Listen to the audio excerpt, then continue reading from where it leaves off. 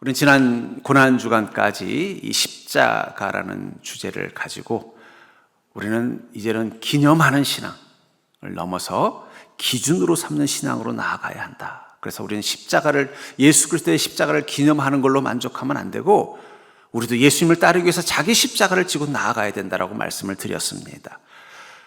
이제 우리는 부활을 통해서 예수 그리스도의 부활을 우리는 기념하는 신앙으로 머물면 안 되고 예수 그리스도의 부활이 우리의 기준점이 되는 신앙으로 나아가야 되는 줄 믿으시기 바랍니다.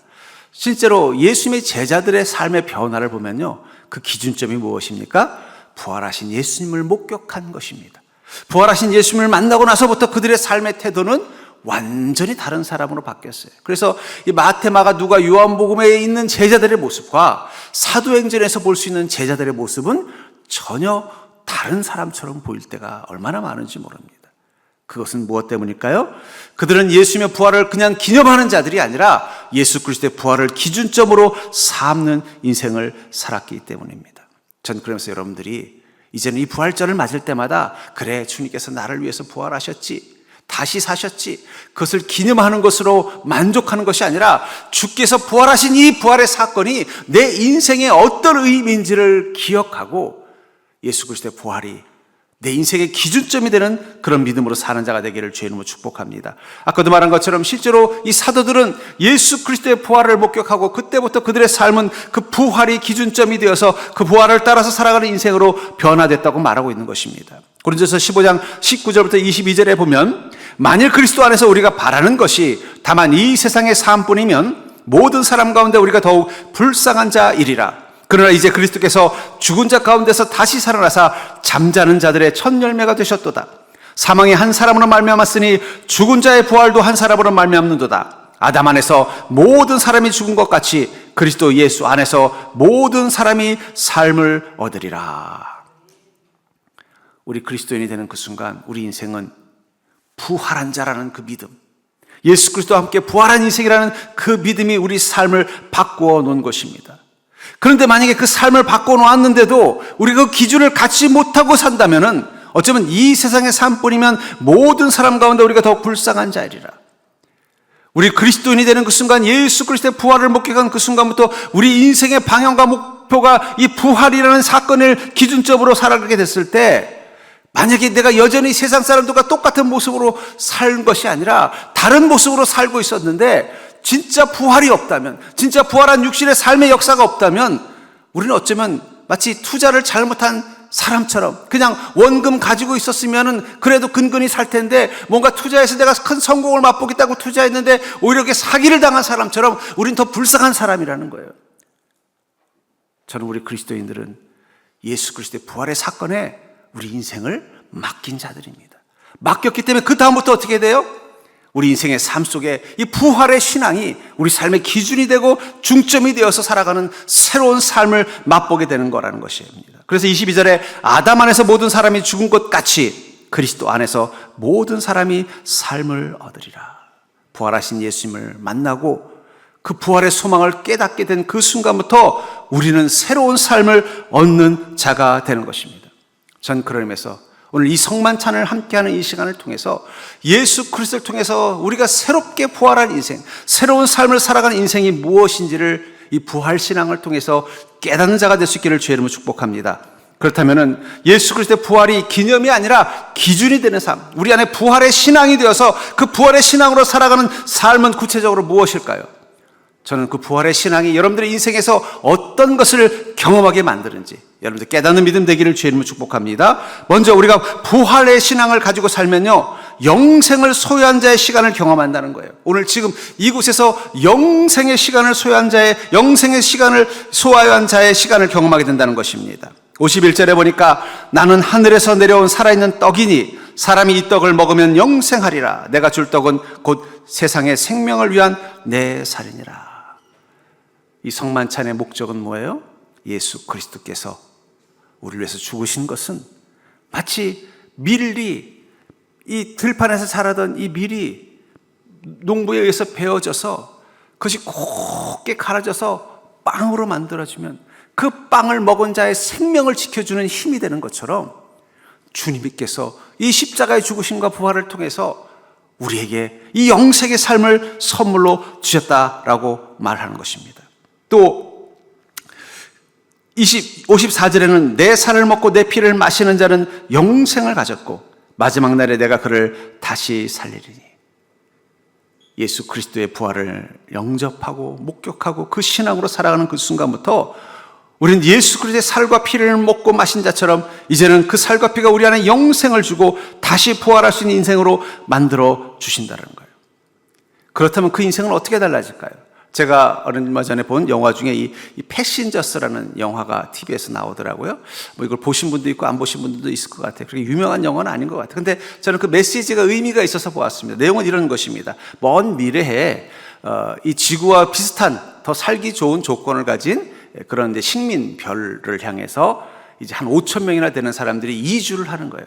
근데 그곳은 빛으로 120광년을 가야 되는 곳이기 때문에 정상적인 몸으로는 그것까지 도달할 수가 없습니다. 그래서 그 5천 명이나 되는 그 이주민들을 이 수면 캡슐, 소위 말하는 냉동을 시켜가지고 생명을 정지시키는 거예요. 그러니까 늙지도 않고 의식도 없는 상태에서 120광년, 빛의 속도로 달리니까 120년 후면은 새로운 별에 도착해서 그곳에서 마치 처음 이 우주선을 탔을 때 그 나이와 그 연령의 모습을 가지고 그곳에서 인생을 시작할 수 있도록 이렇게 출발을 한 거예요.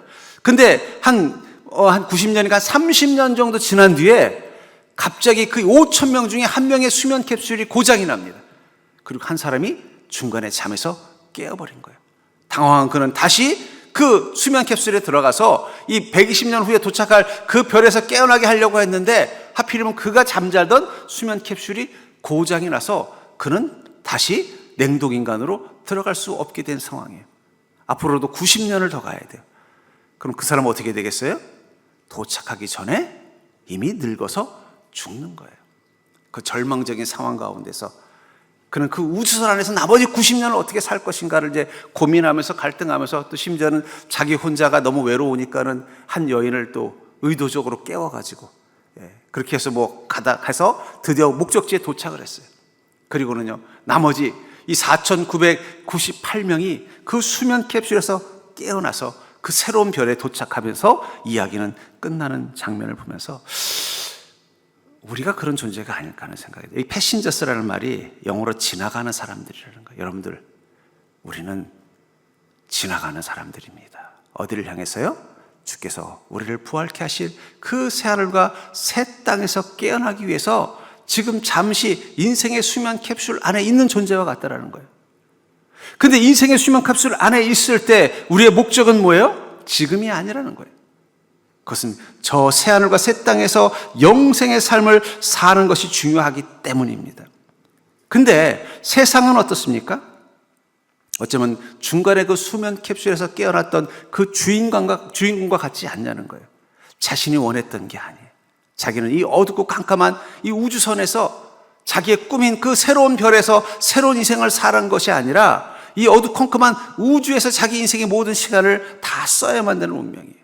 그러니까 그 속에서 막 절망하고 외로워하고 또 나름대로 그곳에서 실존적인 의미를 발견하고 또 그 나머지 5,998명을 위해서 그들이 뭔가 희생을 해서 그 별을 무사히 도착했다. 뭐 이런 메시지를 통해서 그들의 인생을 뭔가 멋지게 표현하고 있지만 안타까운 인생이죠. 그렇죠? 그들마저도 똑같이 수면 캡슐에서 120년 후에 깨어났다면 그가 원했던 새로운 별에서 새로운 인생을 꿈꿀 수 있었는데 그 인생을 누리지 못한 것입니다. 저는 세상 사람들을 보면 이런 생각이 들어요. 사람들은 왜 저렇게 열심히 몸부림치고 발버둥 치면서 끊임없이 욕망하며 살아갈까? 그것은 죽음이 끝이라는 마음을 가지고 있기 때문이에요. 여러분, 세상이 죽음이 끝이기 때문에 나는 죽음 너머의 세상으로 갈 수 없는 존재라고 생각하면 이 땅에서 어떻게 살아야 되겠어요? 후회 없이 살아야 되니까 더 자기를 사랑하고 더 자기의 만족을 위해서 살아가고 더 자기가 원하는 것을 얻으려고 애를 쓰고 갈등하는 거예요. 그러나 그리스도인은요, 죽음이 끝이 아니라 죽음이 시작인 인생입니다. 옆 사람 보고 살까요? 기억하십시오. 우리에게는 죽음이 끝이 아니라 시작입니다. 우리는 패신저로서 지나가는 사람들이라는 거예요. 이 땅의 시간이 우리 인생의 전부라면 여러분, 우리 너무 불쌍하잖아요.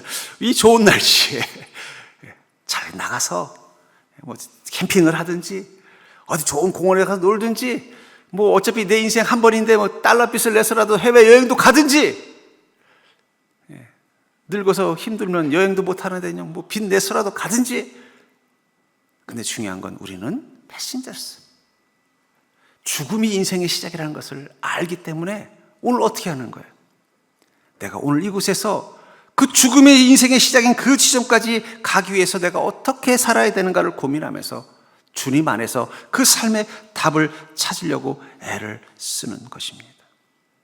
그렇기 때문에 여러분들, 나는 영생을 소유한 자라는 사실을 깨닫는다면, 죽음이 내 인생의 시작이라는 사실을 깨닫는다면 지금 여러분들은 무엇을 하면서 살아야 되겠어요?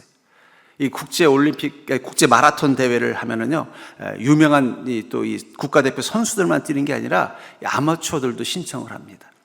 그래서 이제 그 마라톤이 보면 42.19km도 있지만 이제 하프라고 해서 한 20km 정도 되는 거리, 그리고 한 10km짜리도 있어요. 근데 보면은 이제 거의 비슷하게 출발을 합니다.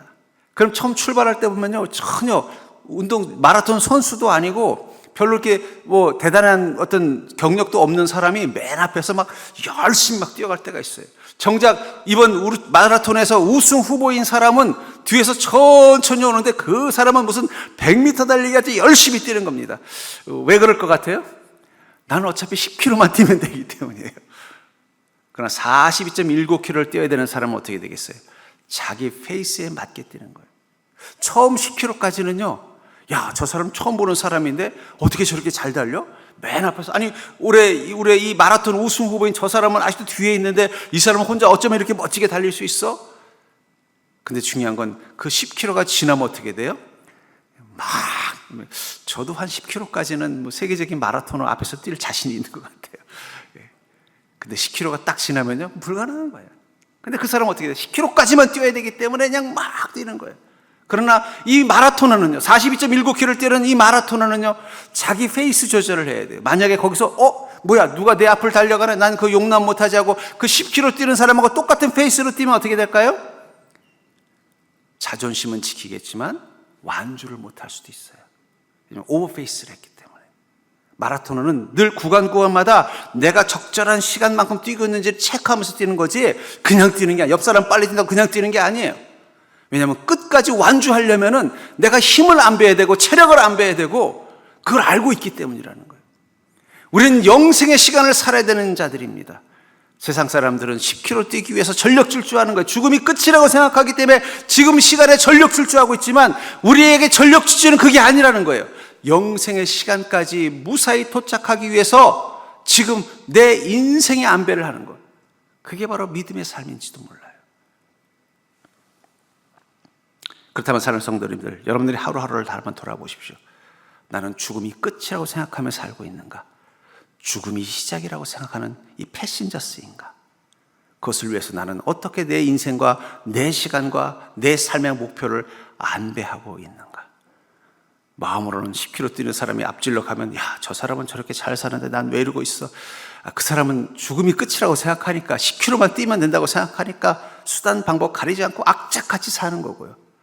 우리는요, 영생의 시간을 살아야 되기 때문에 오늘도 그리스도인답게 주님의 말씀과 주님의 뜻을 따라서 내 인생의 시간을 안배하고 내 삶의 에너지를 안배하면서 살아가는 것입니다. 그런 의미에서 사랑하는 성도님들, 여러분들이 하루하루 부활의 신앙을 가지고 있다면 영생을 소유한 자의 시간을 경험하는 인생이 되기를 주의 이름으로 축복합니다. 두 번째로, 부활 신앙이 주는 새로운 삶은 바로 하나님의 유전자가 움직이는 인생을 경험한다는 거예요. 우리가 부활 신앙을 갖는 그 순간, 예수 그리스도의 부활이 내 인생의 기준점이 되는 그 순간부터 우리는 하나님의 유전자가 움직이는 인생을 경험하게 된다고 말하고 있습니다. 본문 56절을 보시면, 내 살을 먹고 내 피를 마시는 자는 내 안에 거하고 나도 그의 안에 거하나니. 이 생물학자 중에 이 최재천 교수라는 분이 계십니다. 이분은 이제 유튜버로도 열심히 활동하기 때문에 방송에서도 많이 봤을 거예요. 이분은 진화 생물학자예요. 진화 생물학자는 무신론자입니다. 신의 존재를 부정하는 사람이에요. 그 사람이 어느 한 물리학자랑 유튜브에서 이 좌담을 하는 걸 제가 본 적이 있어요. 그래서 거기서 그런 얘기를 하더라고요. 자기가 옛날에 리처드 도킨슨이 쓴 기기적인 유전자를 딱 읽고 나서 갑자기 심한 허무와 무기력을 경험했다는 얘기를 하더라고요. 이 리처드 도킨슨의 이기적인 유전자라는 책은 아주 유명한 책이고 저도 읽어봤습니다만, 그 책의 핵심 내용이 뭐냐, 인간을 비롯한 모든 생명들은요, 그 안에 유전자가 조종하는 대로 살게 돼 있다는 거예요. 마치 연가시, 여러분 연가시가 어떤 거예요? 곱둥이 속에 숨어 있어서 그 곱둥이를 스스로 물에 뛰어들게 만드는 그런 기생충이잖아요.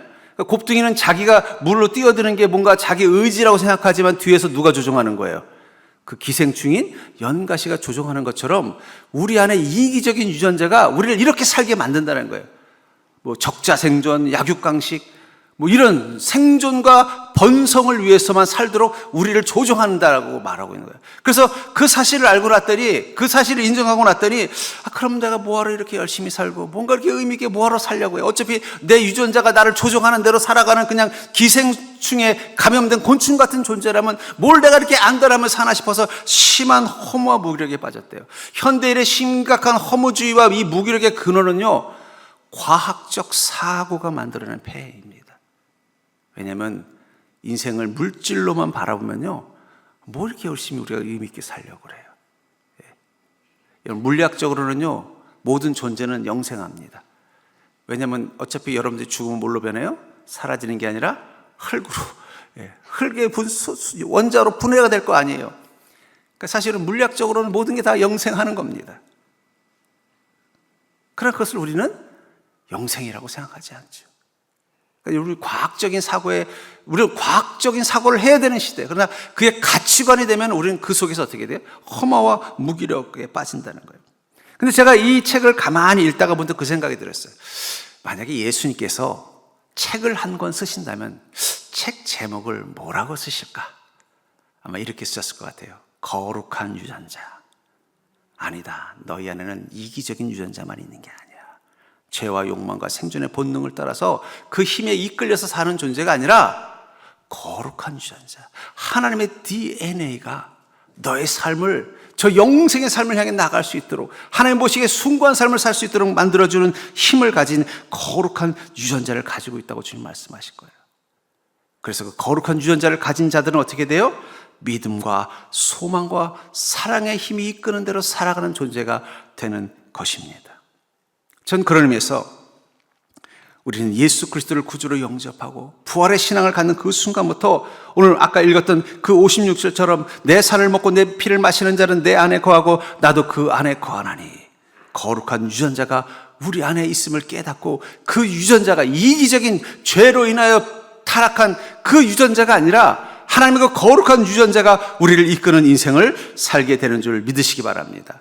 그래서 데살로니가전서 5장 6절부터 10절에 보면, 그러므로 우리는 다른 이들과 같이 자지 말고 오직 깨어 정신을 차릴지라. 자는 자들은 밤에 자고 취하는 자들은 밤에 취하되 우리는 낮에 속하였으니 정신을 차리고 믿음과 사랑에 호심경을 붙이고 구원의 소망의 투구를 쓰자. 하나님이 우리를 세우심은 노하심에 이르게 하심이 아니요 오직 우리 주 예수 그리스도로 말미암아 구원을 받게 하심이라. 예수께서 우리를 위하여 죽으사 우리로 하여금 깨어있든지 자든지 자기와 함께 살게 하려 하셨나니. 여러분들, 우리가 예수 그리스도를 구주로 영접하고 예수 그리스도의 부활이 내 삶의 부활임을 믿는 믿음으로 그 부활 신앙을 가지고 사는 그 순간부터 우리는 어떻게 되느냐면 깨어있는 자가 된다는 거예요. 이기적인 유전자, 죄와 욕망과 심판에 끌려가는 거대한 힘에 의해 끌려가는 인생이 아니라 거룩한 유전자, 예수 그리스도 통해 우리 안에 임한 거룩한 유전자. 여러분들, 이 음식은 우리의 살과 피가 되는 것입니다. 그렇죠? 그래서 이 헬스 하시는 분들을 보니까는 뭐 이상한 음료를 마시더라고요. 그래서 이게 무슨 음료냐? 그랬더니 단백질 음료래요. 그래서 아니, 단백질 음료를 먹느니 가서 고기를 사 드시지 왜 그러세요? 그랬더니 고기에는 단백질만 있는 게 아니라는 거예요. 지방도 있고, 근데 그 지방이 끼면 이 몸이 이렇게 멋지게 안 된다는 거예요. 그래서 어떻게 돼요? 자기 몸에 근육만 키우려고 일부러 단백질을 먹는다는 거예요. 닭고기도 제일 맛대가리 없는 닭가슴살만 먹는다는 거예요. 왜 그렇게 하는 거예요? 무엇을 먹느냐가 우리 몸을 만들기 때문에. 그러니까는 이 기름진 음식 많이 먹으면요, 근육이 가슴에는 안 생기고 배에만 생깁니다. 예수 그리스도를, 그분을 마치 그 빵을 먹듯이, 포도주를 마시듯이 우리가 그분을 우리 안에 영접하는 믿음으로 나아가면 그것은 그냥 영접으로 끝나는 게 아니라 어떻게 된다는 거예요? 우리 육신의 근육이 되는 거예요. 힘이 되는 거예요. 그래서 어떻게 돼요? 우리 안에 그 거룩한 유전자가 우리를 지키고 있는 것을 경험하게 된다는 거예요. 그래서 어떻게 됩니까? 우리는 낮에 속하였으니 깨어 정신을 차리는 자가 되는 거예요. 예수 그리스도를 통해서 우리는 이미 변화된 육신을 가지고 사는 것입니다. 근데 그 변화된 육신을 가지게 되면 우리는 어떤 삶을 사느냐? 6절에 보니까 6절 그러므로 어떻게 되느냐? 8절에 보니까 우리는 낮에 속하였으니 정신을 차리고 믿음과 사랑의 호심경을 붙이고 구원의 소망의 투구를 쓰자. 우리가 예수 그리스도를 구주로 영접하고 예수 그리스도의 부활을 믿을 뿐만 아니라 그 부활이 내 인생의 기준점이 되는 그 순간부터 우리 안에 나타나는 이 거룩한 유전자의 힘은 뭐냐? 우리가 믿음을 가지고 사랑으로 소망의 삶을 사는 자로 바꾸어 놓는다는 거예요. 그 믿음과 소망과 사랑은 그냥 단순한 추상적인 의미가 아니라 우리 삶에 영향을 주는 힘이 된다고 말하고 있는 거예요. 그래서 어떻게 비유하고 있어요? 믿음과 사랑의 호심경을 붙이고 구원의 소망의 투구를 쓴다. 여러분들, 군인이 아침에 일어나면 제일 먼저 무엇부터 챙길까요? 철모를 쓰고 방탄복을 입을 것입니다. 특히 전쟁터라면 더 그렇겠죠. 내 생명의 위협을 받는 곳이라면요, 아니 잘 때도 어떻게 돼요? 철모를 뒤집어 쓰고 방탄복을 입고 두 손에는 총을 꽉 붙잡고 잘 거예요. 그게 내 생명을 지켜준다고 믿기 때문이라는 거예요. 이 호심경이라는 것은 이 가슴에 붙이는 이것입니다. 방탄복 같은 거예요. 투구는 철모 같은 것입니다. 만약에 그것을 벗어버리면 어떻게 되겠어요?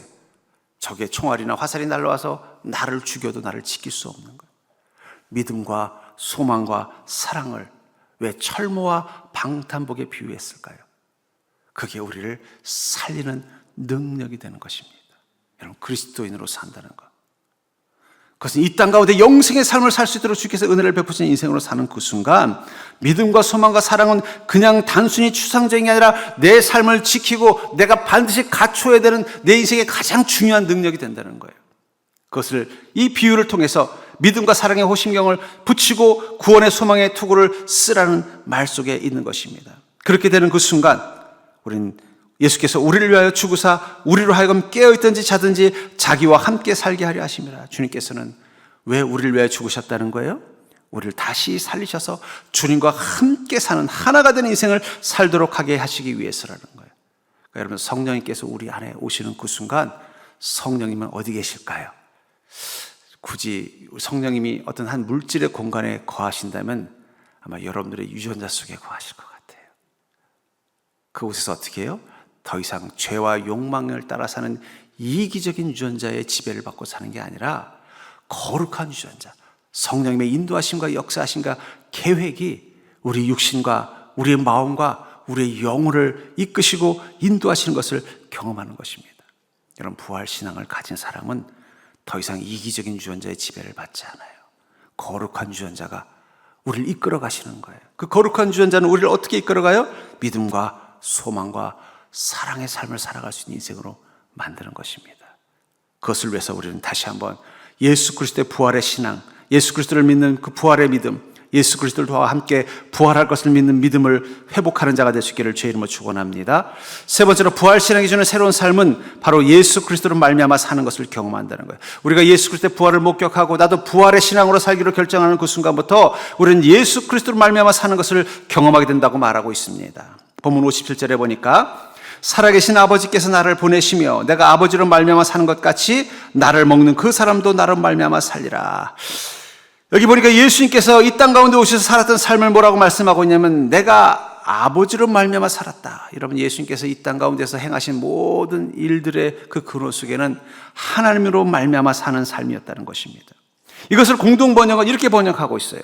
살아계신 아버지께서 나를 보내셨고 내가 아버지의 힘으로 사는 것과 같이 나를 먹는 사람도 나의 힘으로 살 것이라. 여러분들, 예수님께서 이 땅 가운데서 행하신 모든 일들은 하나님이 주시는 힘으로 감당한 것입니다. 마찬가지로 우리가 이 땅 가운데서 부활의 신앙으로 살아가는 자가 되기 위해서는요, 예수 그리스도가 힘이 되어야만 가능하다는 것을 기억하시기 바랍니다. 그것을 뭐라고 말씀하고 있어요? 예수 그리스도로 말미암아 사는 자가 된다는 거예요. 여러분, 옆 사람 보고 인사해볼까요? 우리는 밥 힘으로 사는 게 아니라 예수님이 주시는 힘으로 삽니다. 우리가 자꾸 잊어버릴 때가 있다는 거예요. 예수 그리스도가 힘이 되어 사는 것입니다. 예수님도 이 땅 가운데서 하나님의 힘이 되어서 그 일을 감당하신 것입니다. 예수님은 너무 고귀한 분이어서 예수님은 흠없는 인간이어서 예수님은 완전하신 분이어서만 그 십자가를 감당하고 그 고통을 감당할 수 있었던 게 아니라는 거예요. 하나님이 주시는 힘으로 감당할 수 있었다는 거예요. 여러분들, 그리스도인은 어떻게 우리 인생을 후회 없는 인생으로, 영생을 준비하는 인생으로 살아갈 수 있느냐? 바로 예수 그리스도가 주시는 힘으로만 감당해야만 감당할 수 있다는 거예요. 성령님은 여러분들의 인생 가운데 힘이 되어 주실 것입니다. 저는 그것을 예수 근육이라고 표현하고 싶어요.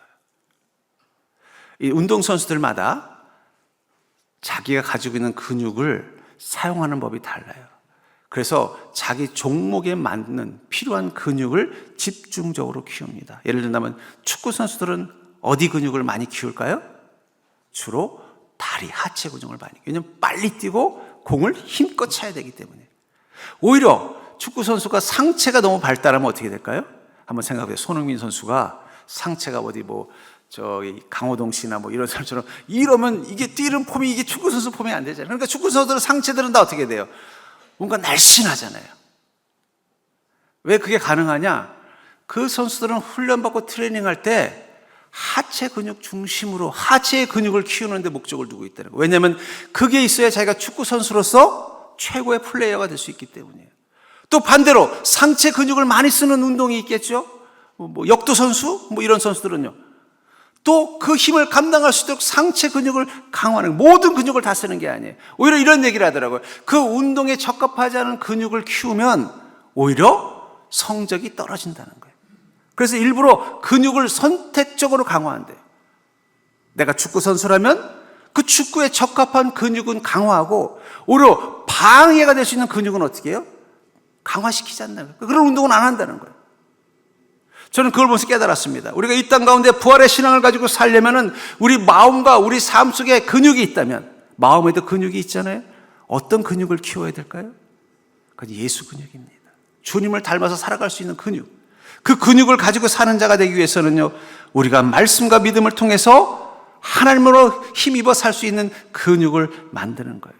여러분들, 우리 안에 주님께서 힘을 주시려면요, 우리 안에 거기에 맞는 마음의 근육을 키우셔야 돼요. 그게 바로 믿음, 소망, 사랑이에요. 여러분, 마음도 믿음의 근육이 있어요. 믿음의 근육이 강한 사람은요, 굳건한 믿음으로 삽니다. 근데 믿음의 근육이 약한 사람은 어떻게 돼요? 자꾸 흔들려요. 사랑의 근육이 강한 사람이 있어요. 사랑의 근육이 강한 사람은 어떤 순간에도 사랑하기를 포기하지 않습니다. 더 많은 사람을 그러니까 위대한 업적을 남긴 사람들, 그러니까 인간을 위해서 위대한 희생을 한 사람들의 특징이 뭐냐? 사랑의 근육이 발달된 분들이에요. 마음에도 근육이 있다는 거예요. 소망의 근육을 가진 분들이 있어요. 소망의 근육이 발달된 사람들은요, 낙심되는 순간에도 어떻게 돼요? 소망을 잃어버리잖아요. 긍정적이에요. 근데 믿음의 근육이 약한 사람들은 쉽게 불신하고 쉽게 의심하고 쉽게 흔들립니다. 사랑의 근육이 약한 사람들은요, 사랑할 줄 몰라요. 사랑하는 마음이 없어요. 소망의 근육이 약한 사람들은요, 절망하고 두려워하고 근심으로부터 자유하지 못합니다. 그러니까 여러분들 주변에 자꾸 믿음이 약해 보인다, 자꾸 사람이 자꾸 흔들리고 자꾸 그런다, 불신이 심하다, 그러면 어떻게 생각하면 된다고요? 믿음의 근육이 약하구나. 여러분, 몸만 근육이 있는 게 아니에요. 근력을 필요로 한 근육이 있는 게 아니에요. 마음도 그렇다는 거예요. 뭔가 이게 좀 사람들을 좀 배려하고 이 사람들에게 좀 뭔가 베푸는 마음이 약하다. 그럼 무슨 근육이 부족하다고요? 사랑 근육이 약한 거예요. 왜 자꾸 실망하고 부정적이고 낙심하느냐? 소망 근육이 부족한 거예요. 그럼 어떻게 하면 되겠어요? 그 근육을 강화시키면 되는 거예요. 강화시키면 되는 거예요. 나는 믿음이 약해. 믿음이 약하면 어떻게? 여러분, 운동선수가 나는 투수인데 내가 지금 왼쪽 어깨에 근육이 좀 약하다. 그러면 어떻게 되겠어요? 아이고, 뭐 하겠냐. 겨울철에 계속 오른쪽 어깨의 근육을 키우는 강화 운동을 집중하지 않겠냐는 거예요. 내가 믿음이 약해서 자꾸 내 인생에 대해서 불신하고 자꾸 주님을 따라가는데 장애가 된다면요, 그 믿음의 근육을 키우는 말씀을 집중적으로 듣고, 그럼 되는 거예요. 사랑도 마찬가지고 소망도 마찬가지입니다. 왜냐하면 우리 그리스도인은 하나님 예수 근육으로 살아가는 자들이기 때문입니다. 그렇다면 사랑하는 성도님들, 여러분들은 충분한 예수 근육을 가지고 있습니까? 부활한 몸으로 살아가는, 부활의 신앙의 삶을 살아갈 수 있는 충분한 예수 근육을 가지고 있냐는 거예요. 머리가 좋다고 다 공부를 잘하는 건 아니에요.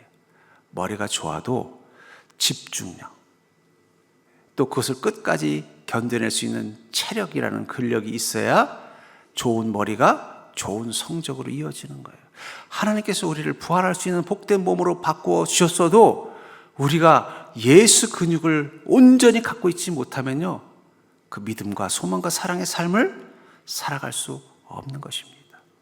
그러면 어떻게 되겠어요? 나는 예수 그리스도로 말미암아 주님의 힘으로 사는 자라는 걸 인정하고 내 안에 예수 근력을 키우기 위해서 더 말씀과 믿음을 따라 살아가는 그 삶, 성령께서 주시는 그 삶을, 힘을 따라 나아가는 그 삶을 살아가는 매일매일이 쌓이면 어느 순간 어떻게 돼요? 나는 예수 근육으로 다부진 운동선수처럼 믿음과 소망과 사랑을 따라 살아갈 수 있는 부활의 신앙을 살아가는 인생으로 변화되는 것입니다. 저는 그래서 그리스도인은 인생을 사는 법을 바꾸는 자들이 되어야 된다고 생각해요. 여러분들은 이 땅에서 살다가 끝나는 존재가 아닙니다.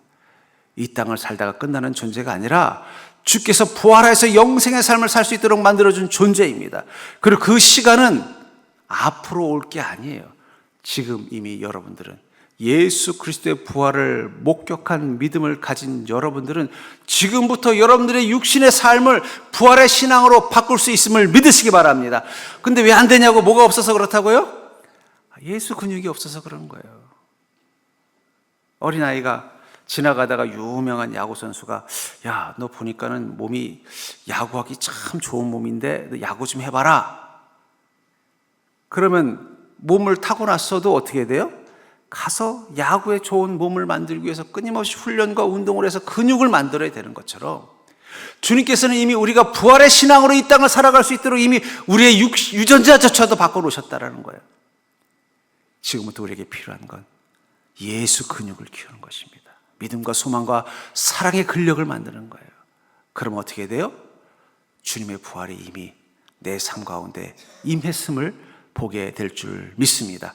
전 여러분들이 그 부활의 기쁨을 누리고 살 수 있는 복된 자, 그것을 위해서 여러분들 이 부활절은 단순히 기념하는 시간이 아니라 내가 어떻게 살아야 예수 그리스도의 부활을 따라 살아가는 복된 인생가를 기준점으로 삼는 그런 귀한 시간이 될 수 있기를 주의 이름으로 간절히 축원합니다.